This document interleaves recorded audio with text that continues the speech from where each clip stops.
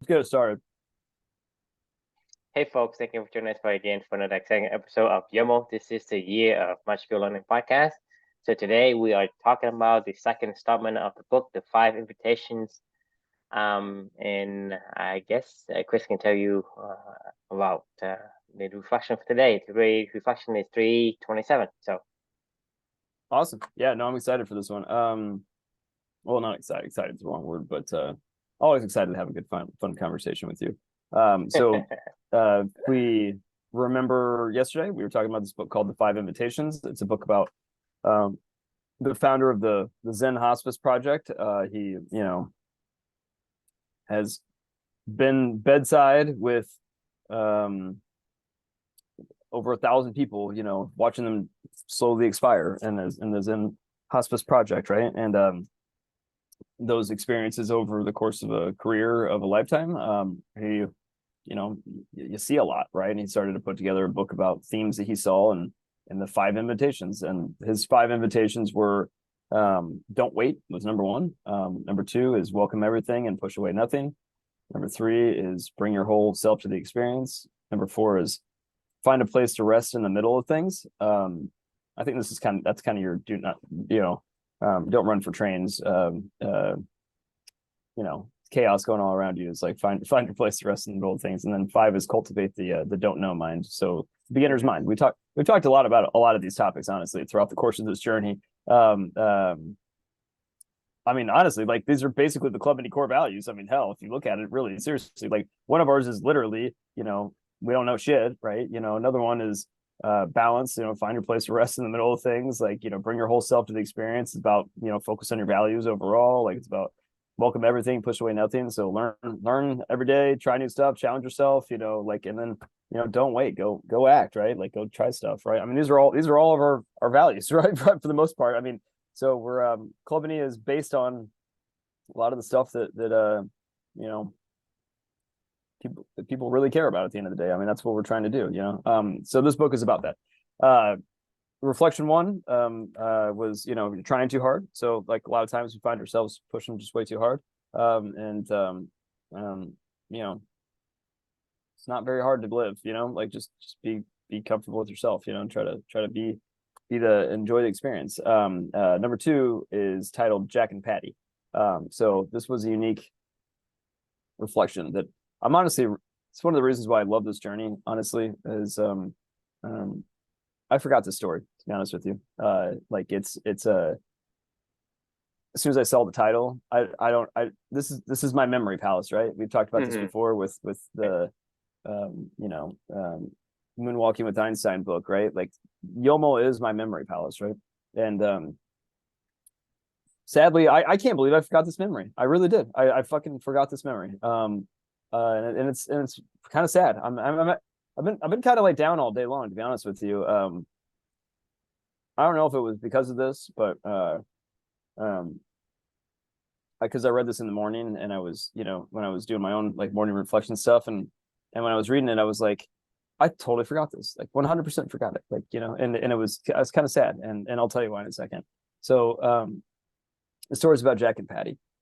So I'm getting it's been the start of this off. It's been a long time since I had spontaneously cried. When after Amelia passed away, I've never been a crier really in my whole entire life. I'm not like somebody that gets like super emotional and cries. I'm not saying that's a good thing or a bad thing. It just is.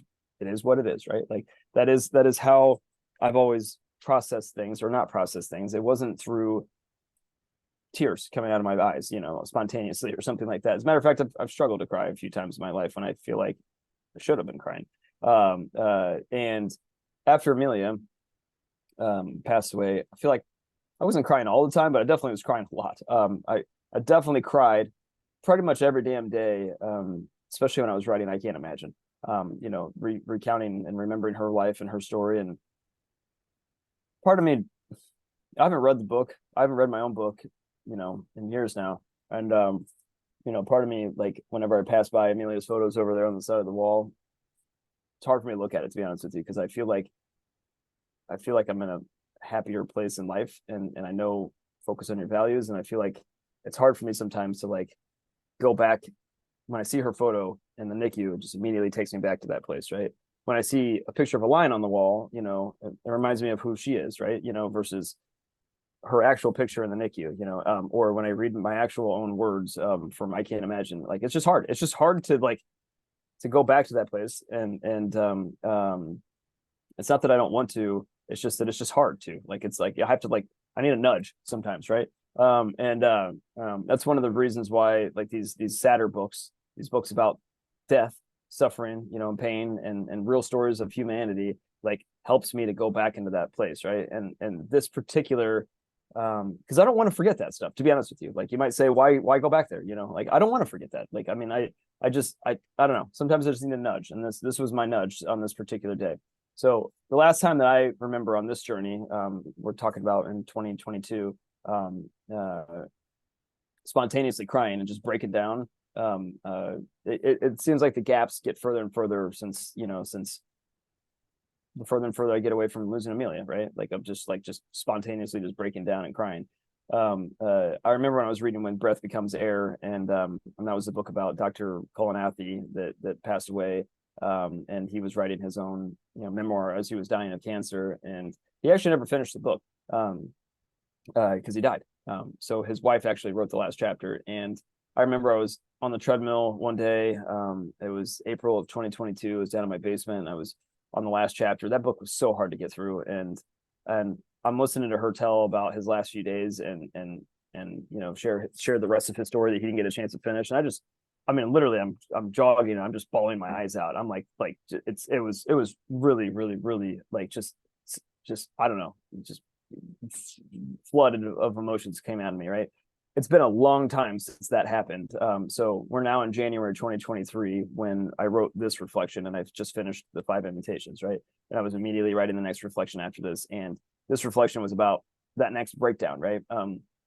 So I'm back home after we get back from New York City, getting ready to go out on a run outside because I was all last winter. I tried to run outside. I'm going to try to do it again this winter. It's just something that feels good to be connected to nature.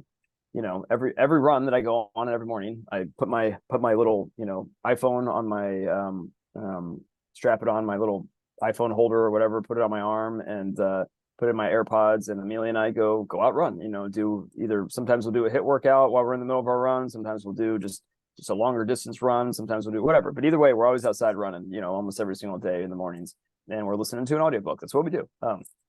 This is every day, every fucking day. I can't remember the last time that I didn't do this, to be honest with you. I guess it's never actually happened.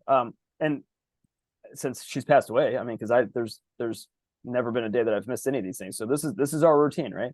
So I'm getting ready to leave the house, listening to the 5 invitations, and the story comes on about one of the employees at the Zen Hospice Project. Her name is Patty.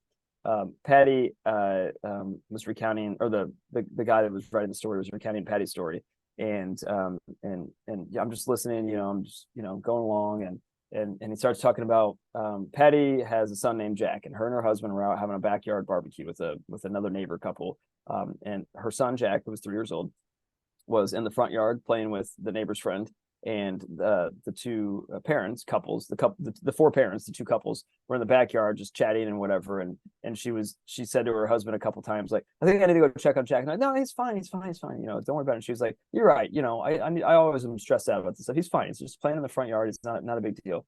Then they hear this big screaming coming from the front yard, and all the parents come running around and find Jack in the middle of the street with his leg badly broken and other really bad bodily damage. And obviously it was a hit and run, and obviously he was in bad shape, but you know, they rushed him to the hospital, and he was put on life support almost immediately. And you know, slowly but surely over the next few days, he, you know, his body's, it's cascade of shit, you know, that happens when you get into like a critical, you know, ICU state, started failing, right? So they had to make the decision, like, take him off life support.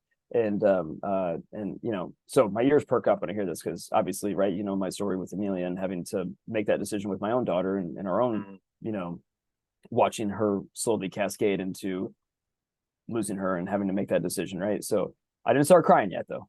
So I hear this and I'm like, oh my God, I'm like, anytime I hear any story about somebody losing a child, like, I'm immediately like, oh my God, like, you know, I can't, like, I just am sucked in already because it just takes me back to that place immediately. Right. But I didn't cry. It was what made me start crying actually was after that. So after Jack dies, Patty made the decision immediately. She was like, if I'm going to honor Jack's life, she was like, I can't let this accident destroy her. So she said she made the decision to allow Jack to speak through her actions every single day. And as a first step, she decided to channel Jack's courage and strength and she forgave the driver of the hit and run. And then she didn't stop there. She kept living every single day with Jack and with his spirit and trying to do what she could to channel him and also at the same time to make him proud and to you know, to keep living that life. And then eventually she ended up found her way to the Zen Hospice Project, where she somehow became the go-to person when other families were having young children die. And she was the one that they would call, and she was the one that would go and try to help people, right? Like and try to help other families that were losing their children. And like, I mean, I'm about to cry right now, but like it was one of those things where I just fucking stopped. I was in the middle of my kitchen. I just fucking started just bawling. I mean, like it was just it struck every chord, like, of this is what this whole fucking journey is about, right? Like this is what living for two is for me. This is exactly what Patty was going through with Jack and what she decided to channel his life and to make, you know, him proud. The same thing that I do with Amelia every single day. And you know, it's our duty as parents to speak for them, right? Because they can't, and to let people not remember them, but also at the same time, not forget them. I mean, and at the same time, I don't know, try our best to it's just so it's a really important, it's the most important thing in my life, right? Like it is, and it will always be the most important thing in my life. And for Patty, that'll always be the most important thing in her life as well. And ultimately it turns into helping other people. And this is, you know, you and I aren't talking if Amelia isn't who Amelia is, right? This journey doesn't happen if Amelia isn't who Amelia is. And none of the stuff that I'm going to do for the rest of my life, and none of the stuff that I already have done, and none of the stuff that will be, you know, is anything without Amelia. I mean, everything that I do is trying to honor her and to do what she taught me, and to focus on my values and all the things that we've learned in this whole entire journey. This is just a fucking shot in the face reminder of, like, you know, what are you doing? You know, like, remember what this is all about, right? And I just started breaking down and crying. So right after I heard this, I decided to do something I hadn't done in years. I took my armband off, put my iPhone down, took my earbuds out, and Amelia and I just went on a run together that morning. And I remember that, like, you know, we just were like, I'm just going to talk with her. Right. We just had a talk the entire time. Had a great conversation. I mean, it was great. It's when I sometimes feel like I get lost these days. Not like in a bad way where I'm like fully off path or something, but sometimes I forget what this is all about, you know, and I forget to check in with Amelia, you know, or to remember why, you know. Not that I'm not still doing this stuff, it's still, you know, trying to honor her life, but like some of this stuff becomes just autopilot at a certain point in time, you know. And that's never the point, right? Like I don't ever want, this isn't just habits for habits sake. This is how I'm trying to go forward to be a parent to a daughter that isn't here anymore, right? You know, and how I'm trying to do my best to honor my hero in life. And same thing with Jack and Patty. I don't know, this story just hit me like really hard. And it was something that I felt like I had to document on this journey, because I want people to learn about Jack, and I want people to learn about Amelia, and Patty and I both deserve that, and everybody deserves to know about these amazing kids. And if this journey helps anybody else see that, then great. That's what I want. That's what I hope they hear. So yeah, that's all. Love to get your thoughts. Yeah, I mean, I agree with you in terms of what I'm thinking is, you know, like you say, this is what the whole journey is about. Because what I see for me and for everybody else as well is that we really, really, for the most part, even like 100% of the time, forget about what's important. We forget about what's the point. And even you A lot. do Yeah. too sometimes, Chris. I mean, it's just a distraction of life. And we call it life. When I say life, it's not life as It's it not life. should. It's life Right. as what we as humanity, as society has accustomed to. So I think the I guess the oh wow moment is when you say, you know, I'm lost, or I drifted far away from what I should be. Because you think about it, only when you are right in the NICU is this when you are realizing what your daughter is doing for herself and for you, right? Yeah. And then after a few years, you start to kind of drift away, but you don't notice that you're drifting away. And that's and then to me that is very important because we are like drift away from what is really important. And then when we get to the point where we are on our last breath and we say, oh wow, because we say, you know, shit, I don't have more time. I did not do the thing that I wanted to do, that I realized was important. I went and do things that wasn't important, which I thought was important. And I think that's the key here in terms of company and Yomo in general, is the key here is not to miss a point, because Right. And to remember the why. people go through life, right? And they live the life of it's like a created a created creations of a imaginary versus the life through feelings. And we as human being have to live through feelings, because feeling is what make us who we are. Because like for example, you say you can't cry and whatnot, it's your feeling that triggers the emotions. And your feeling that realize that brings you back to reality, to the moments. Okay, why am I doing any of these things? And why am I doing this and that and the other?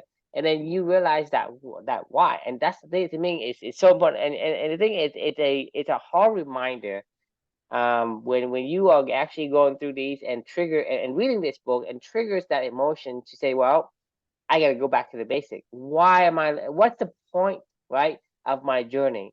I'm saying I'm living for two. Am I really living for two? I thought I did, but now that I got this wake up call from this book, then I imagine go and the emotion that triggers me and to make me remember the day I was with when you were with Amelia, to understand the real reason, the real point why you're doing any of these things. And to me, I can't emphasize enough how we are so drifting towards It's so easy to completely drift. It's so easy. without noticing it. The point is we don't notice that we're drifting, I know, yeah. It's so right? easy. And so It's so easy. and so the thing is, for me, I am fearful that when I'm about to leave this earth, I'm gonna say, "Oh wow," as well.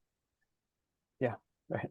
This is the fear I have, right? I said, you know, I'm trying to like I say, I want to go back to the basic.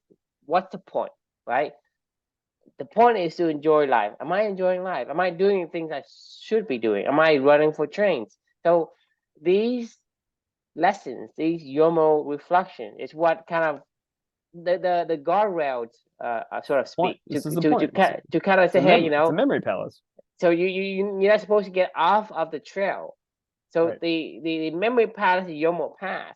So each Yomo has a guardrail, or a, you know, just like one of those spikes that tell you, hey, you know, this when you are close to this fence, you are way off of your path of your line is track, right? So that's what I'm saying is, I don't know when I'm drifting, and that's the danger.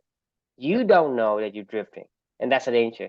This is why the Yomo is so important, is because you reading these books, it actually brings you back, because you are going like imagine you I'm have really like sad. a I'm really bridge, sad right right? now. You have a Honestly. bridge, right? Yeah. You have a bridge, right? And there's no side rails. What is the chances that you're going to drift off and go into the water? Pretty good. Very good. That's why you will have guardrails, and the Yomo books, it's guardrail, because I'm saying is we don't know that we're drifting away No. from the path that we're supposed to go. No, not. I mean, no way. Like how? Like I mean, I fucking have every guardrail you can ever imagine in my life to remember. Like there is mementos all over this house. There's photos. There's visual images. There's every single day when I sit down and I type in my journal, I have all my values. I have my why written down. I have everything that I have a fucking creed that I wrote for myself to remember this stuff. And even then, I still I pass through them every single day, and I see them every single day as I start to write. You know, when I come up to my office, I see all these things every single day, and I still go, no, I'm not going to engage in that today. You know, right, but I'm saying is you have to practice it. So you think about Yomo. Yomo is something we do every day, right? We're practicing these things, and these are the guardrail that actually is active. It works. The guardrail that you put in, like if you don't actually use it every day, you don't actually practice every day, it isn't useful. It's inactive. Have you ever been to New York City? I have not. What do you think it feels like to go to the 9/11 memorial? I mean, obviously you were in America when 9/11 happened. What do you think it feels like around in and around, you know, the former World Trade Centers today in New York City? What do I think, or what I think is reality? No, what do you think the reality is? Like, what do you think? What do you imagine in your head if you were to go visit the World Trade Center? You don't notice it's there. You don't notice that thing happens. I mean, what I believe is people build something different, and it's completely new. It's not like they may have a memorial of some tablet with names of people on it, maybe, but I don't know if people have the feelings of, hey, you know, this is something that it's there and some, right? I think people moved on, right? In a way, it's even worse. Now it's like a fucking tourist site. Now it's like a destination. Right. So my point to valid is people don't actually understand there is something here happened. Okay. They don't even know that. So unless you like seen it, like visually seen it there, you don't know. Even the kids, right? They don't remember that part. They remember maybe some kind of memorial for their family members or whatever, but they don't remember that specifically, right? And so that's the thing with people is people drifts, right? And because there's no guardrail to bring them back, they continue to drift. And the thing is, it's so easily you get lost. This is like imagine you have a little canoe, and you drifting out of sea. You're just sitting there. You're not doing anything. You're just sitting there, and like next hour, you say, well, you end up in the I'm like in the middle of the ocean somewhere. I have no idea where I am. I don't know where I'm supposed to go back. And so that's the thing is we are really, like I said, you know, it's either majority of the people or 100% of the people who drifts. Because I know I drifted. I know you drifted. The only way for me and you to go back is because we practice these things every day. Because it is. It's true. You get on here, right? You get on here. You talk about this thing. It brings me back. It also brings you back. I go on here and I talk to you about I don't want for train. It also brings you back because sometimes you get sidetracked with the work and the all the things that surrounds you, and it distracts you. But the thing is, we don't notice that we are getting drifted and distracted away from what we understand what life should be. Because I'm saying, hey, life, you should enjoy the life. That's the point of having a life. And sometimes I do things that is, opposite of that. Meaning, I what's the point of having anxiety if you can't control it? Right? What's the point of running? Like, what's the point of having fear of being late? Right? We talked about this yesterday. What's the thing? What's the result? What's the outcome of being late? Well, you're late. So what? Right? But why are you fearful of it? Why you have nightmares about it? Why you have this cortisol releasing in your body to create this havoc and damage to your body, creating a stress for yourself? And that's what I'm saying is we don't realize how much we self-inflicting misery on ourselves, and we drift towards oblivion or towards things that we miss the point. We drift toward missing the point. We miss the point, and it's so easy. It's very easy. I mean, it's not even easy. It is part of life, and you have to control drift, but at the same time, the same question you can ask about well, I had two thoughts. I've never been to Hiroshima or Nagasaki in Japan personally, so I don't know how this feels to go there. But if I had to guess, like it's probably not much different than the 9/11 memorial. It's probably even worse now because that was, almost 80 years ago or something like that, right? Like I've been to Pearl Harbor before, in Hawaii, and like you want to talk about it didn't feel the same way that 9/11 felt. That was straight up a tourist destination. Like, I mean, there was a little bit of somberness when you went out to the Arizona, like you took the little ferry out to go see, whatever. But like, trust me, I didn't feel anything. Like I didn't feel anything at all when I went to Pearl Harbor, other than, oh man, Hawaii's beautiful. Like this is a cool little area. People died here. Oh, that sucks. You know what I mean? I know for a fact that if that's how I felt about going to Pearl Harbor, that it probably wouldn't be much different feeling, when you're going to like Hiroshima or Nagasaki. You build up, you new things are all there. It's a whole new city. People have no idea what they're walking on, the foundations of life. Same thing happens in New York.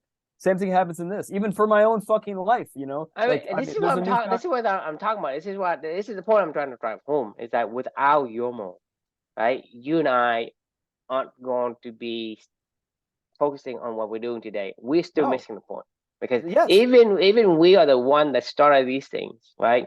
We will be missing the point. Yes. And that's saying something, because it's hard. because I mean by default you will miss a point unless you have some kind of a practice that you do every day that has some kind of a homing beacon towards the point. Right. Else you will miss a point. You will get lost, and you don't. Because the moment you get distracted in one way, and you look back at it, you say, well, the lighthouse or the the dock where you dock your boat, you don't see it anymore. Right. You don't see it anymore, and that's the thing is we like I'm saying that without this Yomo that we meet every day, you and I aren't doing this, and you and I are still. You and I will not have this mindset. Okay, we just don't have the mindset. The mindset is completely erased and replaced with some nonsense, some kind of like, hey, let's go rise, grind, and repeat, some kind of entrepreneur, whatever is top of mind. Right. And because we're bombarding ourselves with information, we're bombarding ourselves with distractions of life, like go and keeping up with the Joneses and do what things people see on TV, on the radio, people that in your circle, in your environment. We are filling our brains and our mind with it, and we miss the point easily and quickly. Yeah.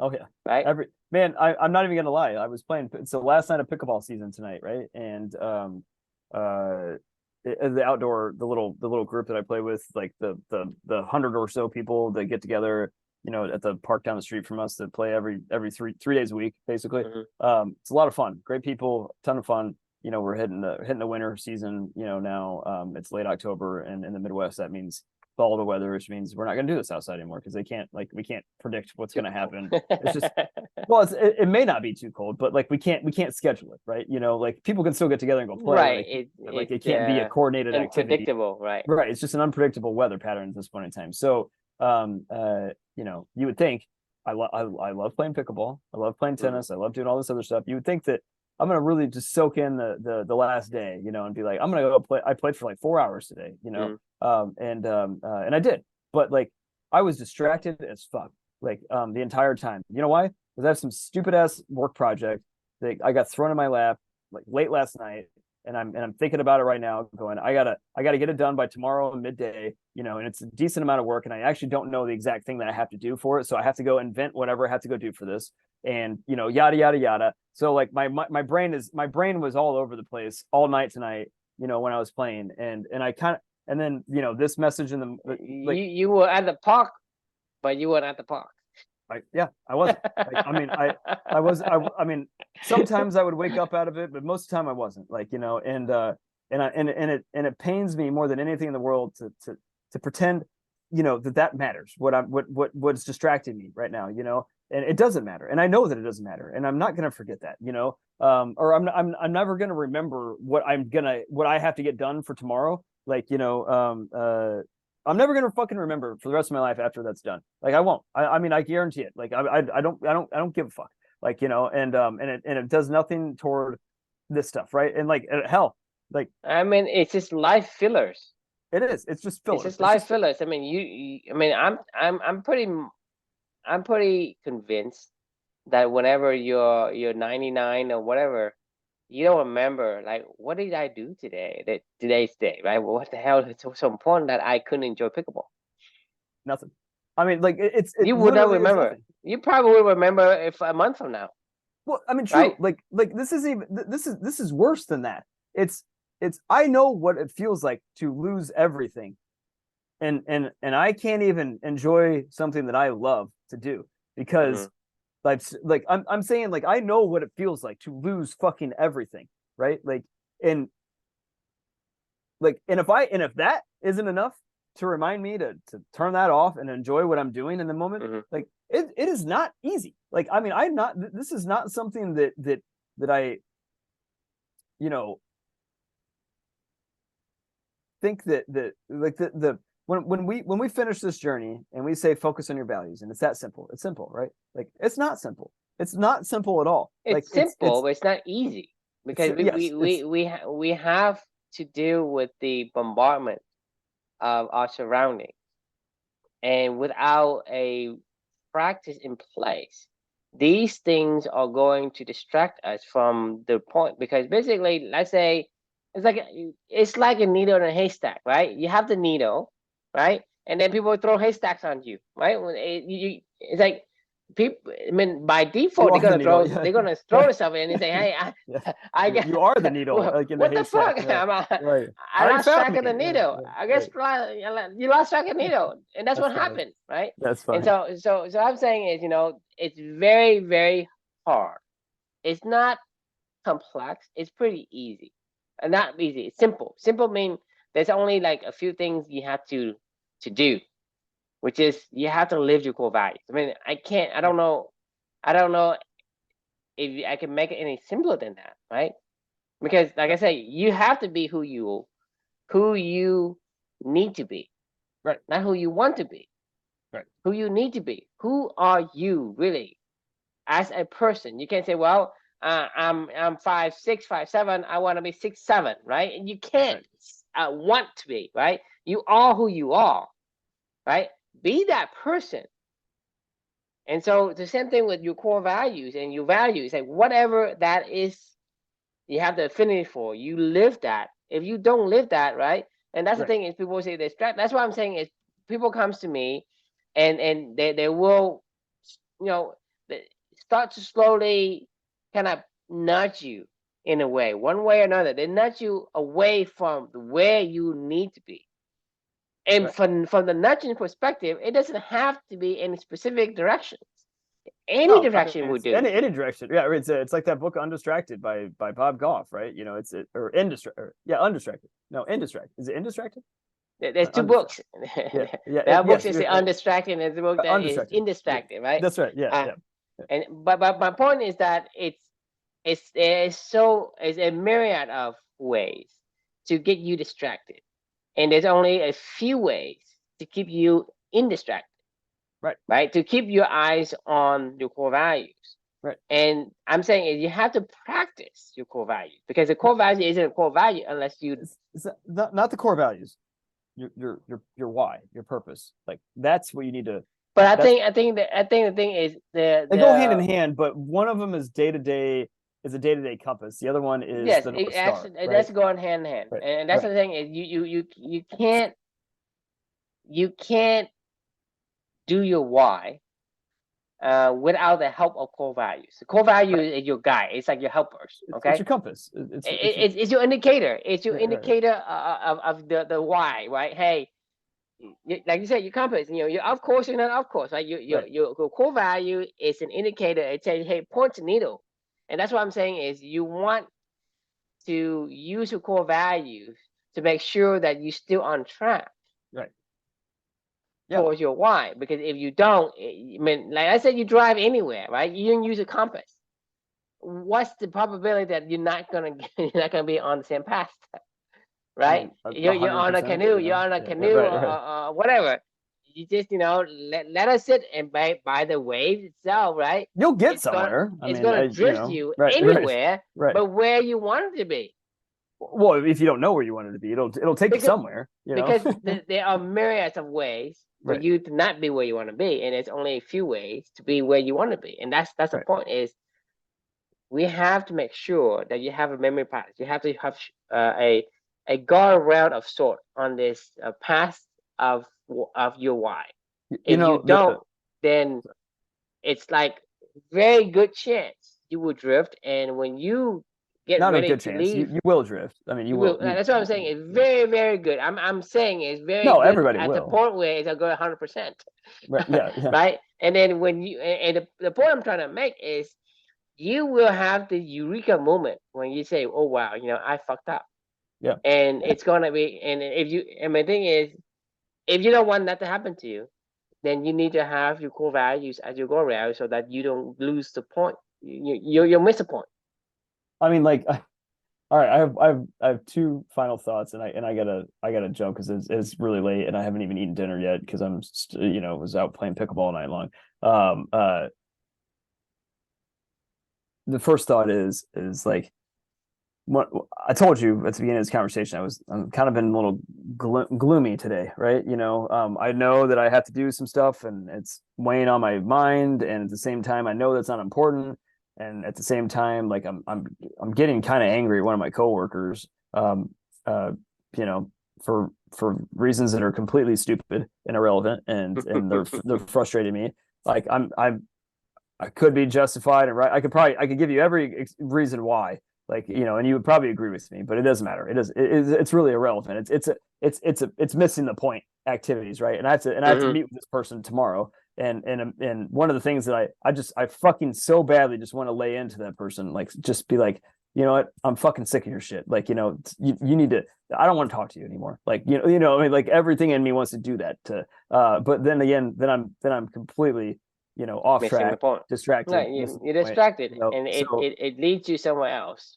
Right. So that was point number one. This is a good reminder. This is why we do this, because it's a good check-in to do this stuff. Second thing that came to mind for me is I told you I'm not gonna say nevers, but like I don't know when I'm gonna reread it. I can't imagine. I don't know. I don't know. I don't know. I don't know if I ever will. The last time I read it was when I did the audio version of it, and I don't know. I don't know. I don't know that if I ever can read it again, to be honest with you. I mean, I've read it so many times, writing it and doing all the stuff that I did with it. Obviously, I wrote it, I edited it, in conjunction with an editor. But like, I mean, I spent a lot of time doing a lot of this stuff. I probably read that book 30 times, front to back in my, over the past, few years of my life, right? And I haven't picked it up since, late 2021, I think, right? And I don't know that I ever can again. I don't know that I want to ever again. But YOMO is different, right? Like, I want to read these every single morning in my morning daily practice. Like, I'm looking forward to, replacing all these books that I have right here on my desk that I, that are other people's reflection books, every single day, with my own. Because like, and I'm looking forward to sharing this with Luca, and other people someday, like in what we're doing right now. Like, I'm proud of this. Like, oh my God, I just spilled something off my desk when I did that. I'm really proud of this because it is in the direction that I want to be, and I will always be happy because it's in the direction that it points me toward Amelia and what makes me happy, right? Like, and this is like Jack, and this is like Patty going to the Zen Hospice Project to help people. Like, this is my sharing the elixir, if you will, from the hero's journey. This is not just sharing it with other people; it's sharing it with myself. And reminding myself every single day of this stuff. Like, I could go reread. I can't imagine, once a month or something like that. I don't know that I can't do. That's fucking torture. Like, it's like I'm not trying to torture myself. Well, I mean? I'm not sure. I'm not sure that's the point though. It's not point. It's not the point. It's not the point. I mean, you don't want, because the thing is, it's like you are honoring your daughter's memory, and you want to carry on. Say, since you can't continue on with this earth, I will carry your spirit with me. And the spirit, the thing is with human nature is we need to continuously moving. Right. And so you want also for I don't want her to go to back to that also place. Move to with me. continue to progress, to grow, Right. to grow with you. And so that's what you want. You don't want to go and say, hey, Amelia, you stay exactly the way you are, Right. whatever. And that's what I'm saying is you don't want Luca to say, hey, he's a baby all the time.